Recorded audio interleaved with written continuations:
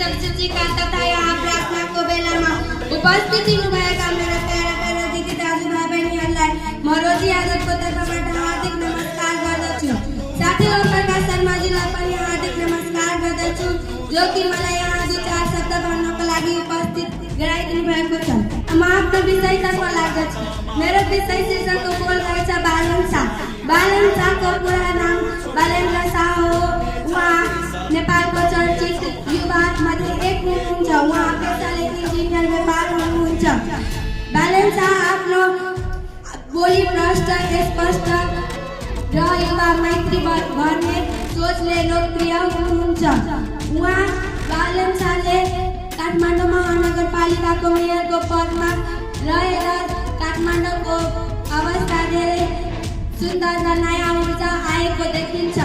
उहाँ अवस्थित संरचना हटाउनको लागि संरक्षण व्यवस्थापन गर्न धेरै आफ्नो विशेष ध्यान लगाउनु भएको छ। नियम सबैका लागि एक समान हुनुपर्छ भन्ने उहाँको सोचले नागरिकमा धेरै अभ्यास आएको छ। उहाँ केवल राजनीतिमा मात्र सीमित हुनुहुन्छ। उहाँले शैक्षिक क्षेत्रमा पनि उहाँको धेरै योगदान रहेको छ। उहाँ हाम्रो लागि समान हुनुहुन्छ र उहाँले हाम्रो लागि धेरै ठुलो काम गर्नुभएको छ।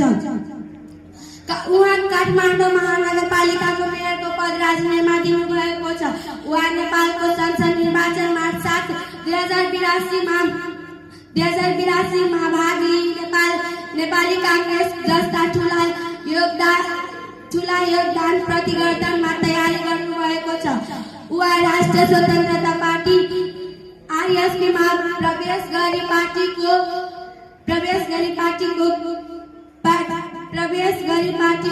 प्रधानमन्त्री बन्नेछ। त्यसैगरी उहाँले पूर्व प्रधानमन्त्री केपी शर्मा ओलीसँग पनि प्रतिद्वन्दित भएर चुनाव लड्ने भन्ने सम्भावना समेत सक्रिय हुनेछ। त्यसैगरी अब की बार बालन सरकार भन्दै म 2-4 शब्द यतै राख्न चाहन्छु। धन्यवाद।